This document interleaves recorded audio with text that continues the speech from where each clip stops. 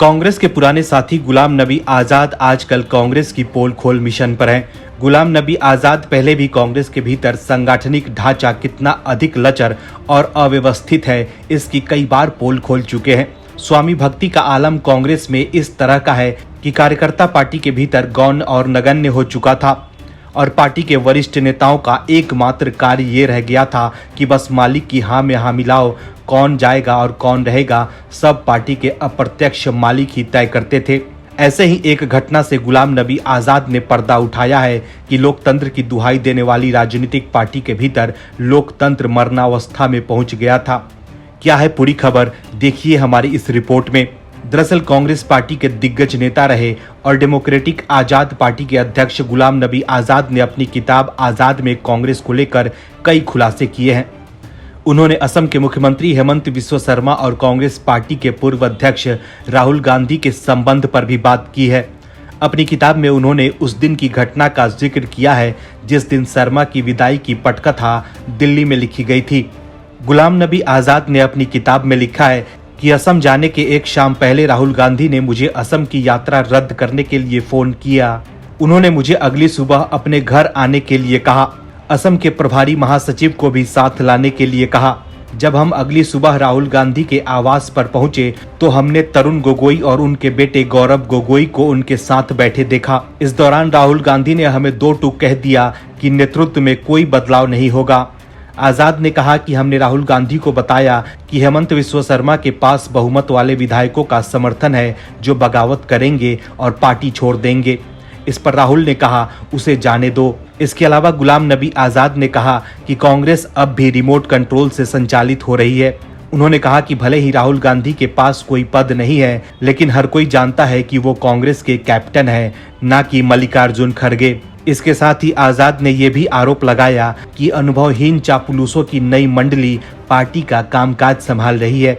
उन्होंने ये भी कहा कि रिमोट कंट्रोल मॉडल ने पार्टी को बर्बाद कर दिया है। वहीं गुलाम नबी आजाद ने आगे ये भी कहा कि राहुल गांधी की वजह से ही उन्होंने कांग्रेस पार्टी छोड़ी है। आजाद ने दावा किया कि देश की सबसे पुरानी पार्टी में रहने के लिए रीढ़ विहीन होने की जरूरत है। तो देखा अपने आजाद ने कैसे कांग्रेस को एक्सपोज करके रख दिया है कि पार्टी में सिर्फ गांधी परिवार की ही चलती है और बाकी सभी नेता स्वामी भक्ति में लीन रहते हैं। भले ही कांग्रेस राजनीतिक रूप से लोकतंत्र की कितनी ही दुहाई देते रहे, लेकिन कांग्रेस के भीतर संगठन स्तर पर नीति नियंत्रणवादी ही रही है, जिसका नियंत्रण अमूमन पीढ़ी दर पीढ़ी गांधी परिवार के पास ही हस्तांतरित होता रहा है। हमारे देश में एक कहावत है कि इंसान को गाली उतनी नहीं चुभती जितना उसका काला अतीत उसको चुभता है। कांग्रेस के पुराने साथी ज्योतिरादित्य सिंधिया ने जैसे ही कांग्रेस को उसका चेहरा दिखाया, पूरा कांग्रेस बुरा मान गया। कांग्रेस के नेताओं को शायद ये बात चुभ गई कि एक तो हमारे स्वामी परेशान है और आप उन पर राजनीतिक हमले कर रहे हैं। चलिए, राजनीति तो अपनी जगह है, आप सच क्यों बोल रहे हैं? आखिर क्या है खबर, बताते हैं आपको इस रिपोर्ट में। दरअसल राहुल गांधी की सांसदी जाने के बाद बीजेपी और कांग्रेस आमने सामने है। विभिन्न मुद्दों और मोर्चों पर पार्टी नेता एक दूसरे को घेरते नजर आ रहे हैं। इसी क्रम में बीजेपी नेता और केंद्रीय मंत्री ज्योतिरादित्य सिंधिया और कांग्रेस नेता जयराम रमेश आमने सामने आ गए हैं। केंद्रीय मंत्री सिंधिया ने जयराम रमेश पर उन्हें गद्दार कहने पर पलटवार किया है। उन्होंने जवाहरलाल नेहरू की किताब ग्लिम्पसेस ऑफ वर्ल्ड हिस्ट्री का एक अंश ट्वीट कर कहा कि कविताएं कम और इतिहास ज्यादा पढ़ें।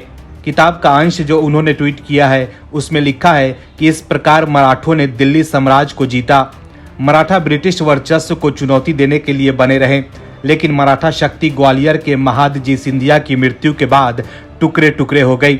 वहीं एक अन्य ट्वीट में सिंधिया ने किताब के एक अन्य अंश को शेयर किया है जिसमें लिखा है, मराठों ने 1782 में दक्षिण में अंग्रेजों को हराया। उत्तर में ग्वालियर के सिंधिया का प्रभाव था और दिल्ली के गरीब असहाय सम्राट को नियंत्रण किया। इसके अलावा एक दूसरे ट्वीट में सिंधिया ने जयराम रमेश को करारा जवाब देते हुए लिखा, कभी 1857 के वीर शहीद तात्या तोपे के वंशज पराग तोपे की खुद की लिखी किताब ऑपरेशनल रेड लोटस पढ़िए।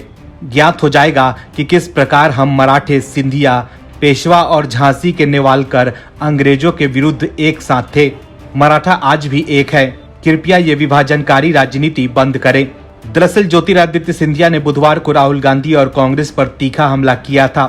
उन्होंने आरोप लगाया था कि पार्टी के पास देश के खिलाफ काम करने वाले गद्दार के अलावा कोई विचारधारा नहीं बची है। बीजेपी नेता ने मानहानि मामले में दोषी ठहराए जाने के बाद राहुल गांधी को स्पेशल ट्रीटमेंट देने के लिए कांग्रेस पर हमला किया और पार्टी पर न्यायपालिका पर दबाव डालने और प्रासंगिक बने रहने के लिए हर संभव प्रयास करने का आरोप लगाया। इस पर पलटवार करते हुए कांग्रेस नेता जयराम रमेश ने सिंधिया पर निशाना साधा। जयराम रमेश ने ट्वीट कर कहा कि वे झांसी की रानी पर सुभद्रा कुमारी चौहान की अमर कविता भूल गए हैं। अंग्रेजों के मित्र सिंधिया ने छोड़ी थी राजधानी, बुंदेले हर बोले के मुंह ने सुनी थी कहानी, खूब लड़ी मर्दानी वो तो झांसी वाली रानी थी। उनके इसी ट्वीट पर सिंधिया ने पलटवार किया और जवाहरलाल नेहरू की किताब का एक अंश ट्वीट कर उन्हें इतिहास पढ़ने की सलाह दी। कांग्रेस के नेताओं को समझना होगा कि राजनीतिक वार पलटवार एक तरफ है, लेकिन सभी को राजनीतिक मर्यादा बनाए रखना चाहिए। राहुल गांधी देश के पहले सांसद नहीं है जिनकी सदस्यता गई है। इससे पहले भी कई नेताओं की सदस्यता जा चुकी है। ऐसे में राहुल गांधी के मुद्दे पर कांग्रेस को कोर्ट के फैसले का सम्मान करते हुए सियासत बंद कर देना चाहिए। देश की सबसे पुरानी पार्टी कांग्रेस अब अपनी आखिरी सांसें गिन रही है। मोदी सरकार के सत्ता में आने के बाद से ही कांग्रेस बैकफुट पर है। पार्टी हर मोर्चे पर फेल साबित हो रही है। पार्टी ने अपना अध्यक्ष बदल कर भी देख लिया है, लेकिन स्थिति जस के तस है। अपने युवराज राहुल गांधी को रीलॉन्च करने के लिए कांग्रेस ने भारत जोड़ो यात्रा निकाली, लेकिन यात्रा खत्म होने के बाद भी पार्टी की किस्मत नहीं बदली। अब तो राहुल गांधी की लोकसभा की सदस्यता भी चली गई है। वहीं पार्टी की आंतरिक कलह भी कम नहीं हो रही है। पार्टी के नेता लगातार इस्तीफा देकर बीजेपी में शामिल होते जा रहे हैं। अब पार्टी के एक और बड़े नेता ने बीजेपी का दामन थाम लिया है। अपने स्थापना दिवस के मौके पर बीजेपी ने कांग्रेस में बड़ी सेंध लगाई है। दरअसल पूर्व केंद्रीय मंत्री और कांग्रेस के दिग्गज नेता रहे ए.के. एंटनी के बेटे अनिल एंटनी बीजेपी में शामिल हो गए हैं। उन्होंने केंद्रीय मंत्री पीयूष गोयल की मौजूदगी में बीजेपी की सदस्यता ग्रहण की। इस दौरान अनिल एंटनी ने कहा कि एक भारतीय युवा होने के नाते मुझे लगता है कि ये मेरी जिम्मेदारी और कर्तव्य है कि मैं प्रधानमंत्री के राष्ट्र निर्माण और राष्ट्रीय एकता के दृष्टिकोण में अपना योगदान दूं। इसके साथ ही गांधी वाड्रा परिवार पर निशाना साधते हुए अनिल एंटनी ने संवाददाताओं से कहा कि हर कांग्रेस कार्यकर्ता का मानना है कि वो एक परिवार के लिए काम कर रहे हैं, लेकिन मेरा मानना है कि मैं कांग्रेस के लिए काम कर रहा था। उन्होंने कहा कि मैं प्रधानमंत्री नरेंद्र मोदी के काम से काफी प्रभावित हुआ हूं। बता दें कि अनिल एंटनी ने 2002 के गुजरात दंगों और प्रधानमंत्री नरेंद्र मोदी पर बीबीसी की डॉक्यूमेंट्री पर विवाद के बाद बीते जनवरी के महीने में कांग्रेस छोड़ दी थी। बीबीसी की डॉक्यूमेंट्री के विरोध में बोलने पर कांग्रेस के नेताओं ने अनिल एंटनी पर निशाना साधा था। अनिल एंटनी ने बीबीसी की डॉक्यूमेंट्री को भारतीय संस्थाओं के विचारों से अधिक महत्व दिए जाने को खतरनाक चलन बताते हुए कहा था कि इससे देश की संप्रभुता प्रभावित होगी। उन्होंने बीबीसी की डॉक्यूमेंट्री को भारत के खिलाफ पक्षपातपूर्ण कहा था। इस प्रतिक्रिया के बाद उन्हें कांग्रेस के भीतर आलोचनाओं का सामना करना पड़ रहा था, जिससे आहत होकर उन्होंने कांग्रेस को टाटा बाय बाय बोल दिया था। वहीं अब अनिल एंटनी का बीजेपी में शामिल होना कांग्रेस के लिए तगड़ा झटका है, क्योंकि अनिल एंटनी के पिता ए.के. एंटनी कांग्रेस सरकार में केंद्रीय रक्षा मंत्री रहे थे। इसके अलावा वो केरल के मुख्यमंत्री भी रह चुके हैं। वहीं पार्टी छोड़ने से पहले अनिल एंटनी केरल में कांग्रेस का सोशल मीडिया सेल चलाते थे। उधर पंजाब में भी कांग्रेस को बड़ा झटका लगा है। पंजाब में कांग्रेस के बड़े नेता सुशील कुमार रिंकू ने आम आदमी पार्टी का दामन थाम लिया है। कुल मिलाकर देखें तो कांग्रेस इन दिनों अपने सबसे बुरे दौर से गुजर रही है। पार्टी नेतृत्व पार्टी की आंतरिक कलह को दूर करने में नाकाम साबित हो रहा है। अगले साल 2024 में लोकसभा का चुनाव होना है। ऐसे में हर पार्टी ने अपने अपने हिसाब से अपने दरी पट्टे को थामे खड़ी है। जिसको जहां जगह मिल रही है वो अपने हिसाब से उसको वहीं बिछाकर अपने हिसाब से राजनीति करने लगते हैं। भारतीय राजनीति के यू टर्न मास्टर और देश के कथित कट्टर ईमानदार राजनीति के जनक अरविंद केजरीवाल को शायद समझ में आ गया है कि विपक्ष में उनकी पार्टी और उनके मुद्दों की स्वीकार्यता शायद नहीं हो पा रही है। इसलिए केजरीवाल फिर से अपने पुराने राग अलापने लग गए हैं। और जो केजरीवाल कुछ दिन पहले तक विपक्षी एकता के अगुआ बन रहे थे, अब उन्हीं केजरीवाल का शायद विपक्षी एकता से मोह भंग हो रहा है, क्योंकि उनका हालिया बयान तो यही दिखा रहा है। ऐसा लग रहा है जैसे केजरीवाल को अंदाजा हो गया है कि मोदी और बीजेपी को हराने का जो सपना विपक्ष देख रहा है उसका हकीकत में बदलना काफी मुश्किल है। क्या है रिपोर्ट बताते हैं आपको। दरअसल 2024 यानी अगले साल होने वाले लोकसभा चुनाव को लेकर राजनीतिक दलों ने तैयारी शुरू कर दी है। इस बीच सत्ता पर काबिज बीजेपी से मुकाबले के लिए विपक्ष में तीसरे मोर्चे के गठन की सुगबुगाहट हो रही है। वहीं आम आदमी पार्टी के संयोजक और दिल्ली के मुख्यमंत्री अरविंद केजरीवाल ने तीसरे मोर्चे के गठन पर बड़ा बयान दिया है। उन्होंने कहा कि विपक्षी एकता जरूरी नहीं बल्कि जनता की एकता जरूरी है और इसके लिए एजेंडा तय होता है। एक प्रेस कॉन्फ्रेंस के दौरान दिल्ली के सीएम अरविंद केजरीवाल से सवाल किया गया कि वो तीसरे मोर्चे की क्या संभावनाएं देखते हैं और क्या आम आदमी पार्टी अपनी तरह के विचार वाली पार्टियों के साथ मिलकर तीसरा मोर्चा बनाएंगे। इस सवाल पर केजरीवाल ने कहा कि जनतंत्र में जनता मालिक होती है। कई बार विपक्षी एकता की बातें होती है लेकिन लोकतंत्र में जनता सर्वोपरि है और विपक्षी दलों को सकारात्मक एजेंडे के साथ लोगों के पास जाना चाहिए। केजरीवाल ने आगे कहा कि जनता जिस दिन एक हो गई उस दिन जनता तय करेगी कि क्या करना है।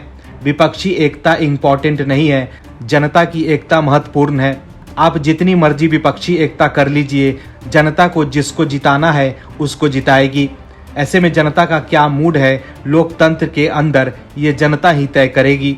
केजरीवाल ने कहा कि कुछ लोग विपक्षी दलों के बीच एकता बनाने की कितनी भी कोशिश कर ले, अगर लोगों ने किसी को समर्थन देने का फैसला किया है तो वो उसी को वोट देंगे। तो देखा आपने कैसे विपक्षी एकता और तीसरे मोर्चे पर केजरीवाल ने यू टर्न ले लिया है।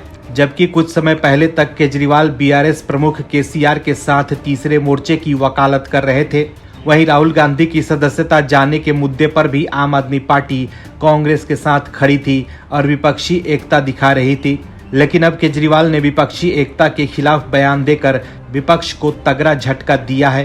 केजरीवाल की राजनीति की जिस तरह की परिपाटी रही है उसमें निजी हित अधिक और सार्वजनिक निहितार्थ कम ही दिखता है और विपक्ष के बीच व्यापक स्वीकार्यता न मिलने की वजह से अब फिर वो अपने पुराने राजनीतिक फॉर्मेट में लौटने लगे हैं। अब सवाल है कि क्या केजरीवाल ने लोगों का मूड भांप लिया है कि जनता विपक्ष को भाव नहीं दे रही है, क्योंकि राहुल गांधी की सदस्यता जाने के मुद्दे पर सभी विपक्षी पार्टियों ने मिलकर खूब बवाल काटा लेकिन उन्हें जनता का समर्थन नहीं मिला। कांग्रेस नेता पी चिदम्बरम ने भी कहा है कि विपक्ष की लाख कोशिशों के बाद भी जनता सड़क पर नहीं आ रही है। इस देश में एक कहावत आम है, आमतौर पर आपने भी सुनी होगी कि इसको कुछ मत कहो, इसकी तो आदत ही ऐसी बन गई है। अब ये सुधरने वाला नहीं है। ऐसा ही हाल कुछ दिनों में देश के भीतर कांग्रेस की भी होने वाली है, क्योंकि कांग्रेस की आदत में शुमार हो चुका है कि विदेशी धरती पर जाओ और देश की बुराई करो। कांग्रेस के प्रथम परिवार के युवराज और कांग्रेस के अयोग्य सांसद राहुल गांधी ने विदेश में जाकर देश के मजबूत लोकतंत्र पर सवाल खड़े किए और जब राहुल के बयान पर देश में बवाल मचा तो कांग्रेस के नेता स्वामी भक्ति की चाह में देश के भीतर राहुल का बचाव करने लगे। कांग्रेस ने अपनी राजनीतिक नीति का हिस्सा बना लिया है कि देश के लोगों के बीच लोकतंत्र खतरे में है। ऐसी भ्रम की स्थिति पैदा कर पार्टी देश के भीतर की लोकतांत्रिक संरचना को खतरे में डालने का काम कर रही है। कांग्रेस के राजनीतिक ताने बाने का ही हिस्सा है कि देश के भीतर आम जनमानस के बीच असंतोष और सामाजिक असमानता की आग लगाकर उस पर अपनी राजनीतिक रोटियां सेकी जाए और जनता के द्वेष पर अपनी सत्ता चलाई जाए। मोदी सरकार की विदेश नीति पर लगातार सवाल उठाना भी कांग्रेस की राजनीतिक दिनचर्या का हिस्सा बन गया था। लेकिन कहते हैं न कि झूठ कितना ही तेज भाग ले, अंत में उसे हारना ही होता है। ऐसा ही कुछ कांग्रेस के झूठे एजेंडे के साथ भी हुआ है। मोदी सरकार के प्रबल विदेश नीति के आगे कांग्रेस का एजेंडा फिर धराशायी हो गया है। क्या है खबर, बताते हैं आपको इस रिपोर्ट में। बने रहिए हमारे साथ अंत तक। दरअसल संयुक्त राष्ट्र में भारत की धमक लगातार बढ़ती जा रही है। विदेश मंत्री एस जयशंकर ने इस बात की जानकारी दी कि भारत को 4 साल के लिए संयुक्त राष्ट्र के सर्वोच्च सांख्यिकीय बॉडी के लिए चुना गया है। आपको बता दें कि एस जयशंकर ने ट्वीट कर लिखा कि भारत 1 जनवरी 2024 में शुरू होने वाले 4 साल के कार्यकाल के लिए संयुक्त राष्ट्र के सर्वोच्च सांख्यिकीय निकाय के लिए चुना गया है। न्यूयॉर्क स्थित संयुक्त राष्ट्र में भारत का स्थायी मिशन टीम को इस चुनाव में इतनी मजबूती से जीत दर्ज करने के लिए बधाई। उन्होंने ये भी कहा कि सांख्यिकी विविधता और जनसांख्यिकी के क्षेत्र में भारत की विशेषज्ञता ने इसे संयुक्त राष्ट्र सांख्यिकी आयोग में स्थान दिलाया है। भारत ने अभी अभी संपन्न हुए संयुक्त राष्ट्र सांख्यिकी आयोग के चुनाव में 53 में से 46 मत प्राप्त करके अपने प्रतिद्वंदियों दक्षिण कोरिया, चीन और संयुक्त अरब अमीरात को बहुत पीछे छोड़ दिया है। भारत ने ये शानदार जीत हासिल की है। यहाँ 2 सीटों के लिए 4 उम्मीदवार थे। ऐसे में देश के भीतर कांग्रेस और दूसरे विपक्षी दलों को समझना होगा कि अब देश की राजनीति बदल चुकी है और अब बंटवारे की नहीं, राष्ट्रहित की राजनीति का दौर है। Bureau report, OMH news. और भी वीडियोस देखने के लिए चैनल को सब्सक्राइब करें और बेल आइकन को दबाएं।